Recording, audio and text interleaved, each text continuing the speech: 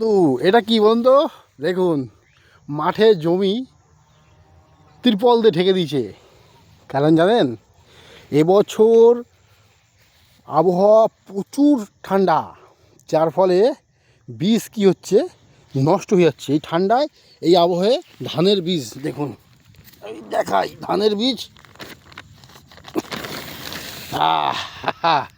দেখেছেন, ধানের বীজ সহ্য করতে পারছে না ঠান্ডায়, পাতা পুড়ে লাল হয়ে যাচ্ছে।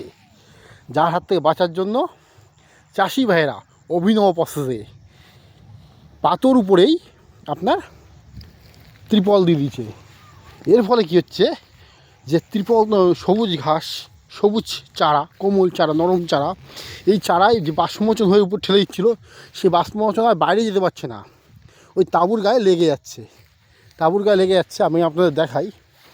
তো তাঁবুর গায়ে যখন লেগে যাচ্ছে, আবার যখন হালকা রোদ্দুর উঠছে, ওটাই ঝরে গাছের গোড়ায় পড়ছে।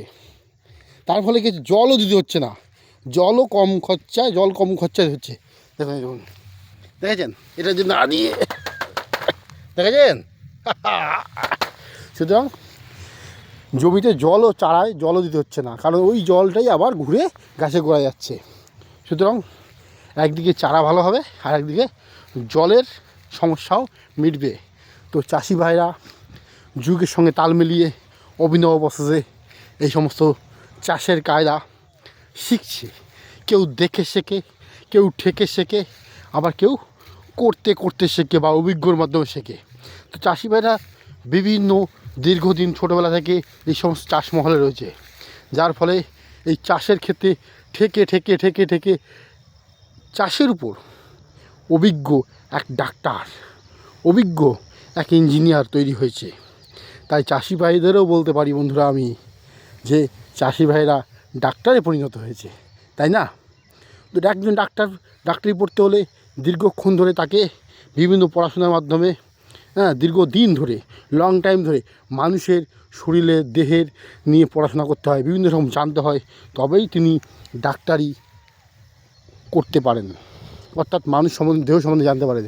এই চাষি ভাইরাও দীর্ঘদিন ধরে চাষের জমিতে, এই জমিতে কী চাষ করা যাবে, এটাই কী চাষ করা যাবে, ওটা এই জমির চরিত্র কেমন, ইত্যাদি ইত্যাদি ইত্যাদি বিভিন্ন রকম কলা কৌশল শিখে যায় ছোটোবেলা থেকে এই চাষের জমিতে চাষ করতে করতে। তাই দেখুন, এই আবহাওয়ায় আজকে এখানে টেম্পারেচার কত জানেন শুনবেন?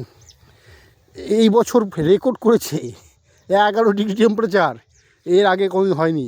এই টেম্পারেচারের সাথে লড়তে চাষিরা যে বীজ ফেলেছে, নষ্ট হয়ে যাচ্ছিলো, লাল হয়ে যাচ্ছিলো, তার হাত থেকে বাঁচার জন্য দেখুন অভিনব প্রসেসে চাষ শুরু করে দিয়েছে। তো চাষিরাও অভিজ্ঞ, চাষিরাও জ্ঞানী, আপনাদের আশীর্বাদে থাকবেন চাষ মহলে।